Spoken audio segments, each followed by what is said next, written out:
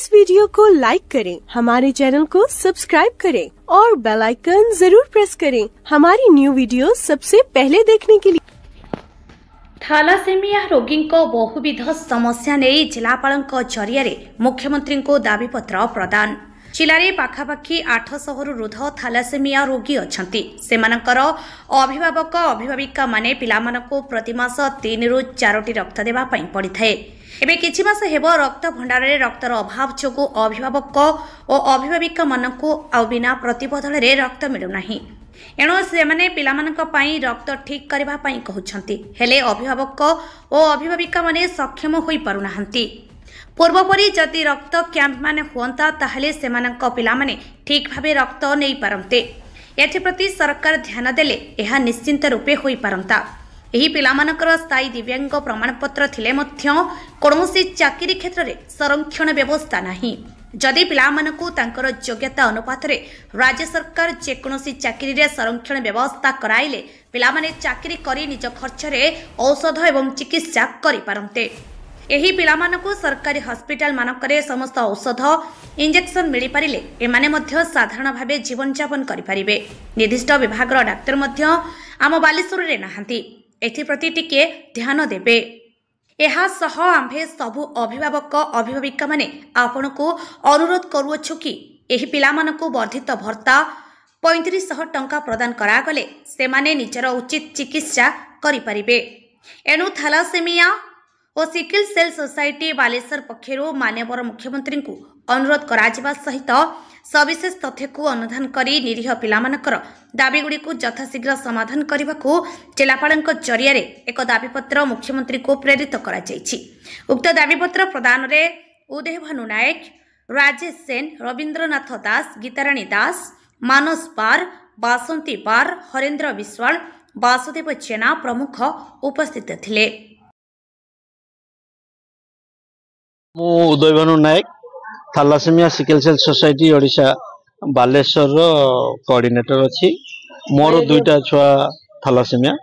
मोर पिला प्रत्येक मास 2टा पिला माने 6टा 5टा 6टा ब्लड प्रत्येक मास लागुची। आउ वर्तमान 7-8 मास हेरानी माने ब्लड बैंक रो ब्लड अभावीकरण पई ब्लड मिलुनी। तेणुक केते डोनर ठीक करी पारुनी आमे आउ ब्लड ठीक भाव आम दे पारुनु पिला मानको। आउ मेडिसिन टिके उच्च मानर मिलुनी। आउ इंजेक्शन जोटा कि ब्लड नेला परे सेमानकर आयरन अंश अधिक हो जाए, से इंजेक्शन माध्यम रे आयरन बाहर करा जाए। एवं गोटे मेडिसिन केल्फार, से केल्फार आउ इंजेक्शन बाबद रे आमे सरकार को प्राय पूर्व सरकार को 5-6 थर खंडे लिखिचु, एपर्यंत समाधान है नहीं। एवं डाक्तर गोटे हेमाटोलॉजी डाक्तर सी गोटे निहाती आवश्यक। बालेश्वर 800 रु उपरे अछंती थैलासेमिया रोगी, जहाँपाई कि डाक्तर गोटे निहाती जरूरी आवश्यक होची। एवं एई पिला मानकर चाकरी क्षेत्र में कौन रिजर्वेशन रोनी, दिव्यांगर परिचय पत्र पाई मध्य चाकरी क्षेत्र में कौन संरक्षण रोनी। से चाकरी क्षेत्र संरक्षण पाई भी आवश्यक। एवं जो पिला माने चाकरी करि परिबे नाही बा माने जो पिला मानकु आपण ब्लड माध्यम रे सेमानकु HIV होचु, हेपाटाइटिस C होचु, हेपाटाइटिस B होचु, से पिला माननको को भी वर्धित भत्ता 3500 टंका ठीक भाव में मिलू ना कि तांको परसेंटेज बढ़ाऊ ना डाक्तर माने। तेणुक आमे माने दाबी करूचु सरकार निकट में एतिकी जे बालेश्वर जड़े थाला माने हेमाटोलॉजी डाक्तर निहाती रहू एवं सी ही ए पिला मानकर दुख ही बुझी पारिबो। आउ सब्स्टिट्यूट को मेडिसिन लो सब्स्टिट्यूट कोटा हवा दरकार, जेमती हमर आयरन रो काढिया पई डेसिफरेस भी चलिबो, ता संगे संगे केल्फार भी चलिबो, किंतु केल्फार गवर्नमेंट रो सप्लाई नाही। आउ डेसिफरल इंजेक्शन उठे दरकार, जे कि से पिला माने प्रत्येक वर्ष को 200टा इंजेक्शन नवा दरकार, किंतु से इंजेक्शन मिलुनी। जिलापाल कहले जे आमे मुख्यमंत्री को उद्देश्य रे चिठी दवा आसीथिलु। आ मुख्यमंत्री को आमे जिलापाल को दला मुख्यमंत्री जिलापाल कहले जे हां मु आज जिला मुख्यमंत्री को पठाई देबी। आ निहाती हवा दरकार, एई प्रॉब्लम गुडा हवा दरकार।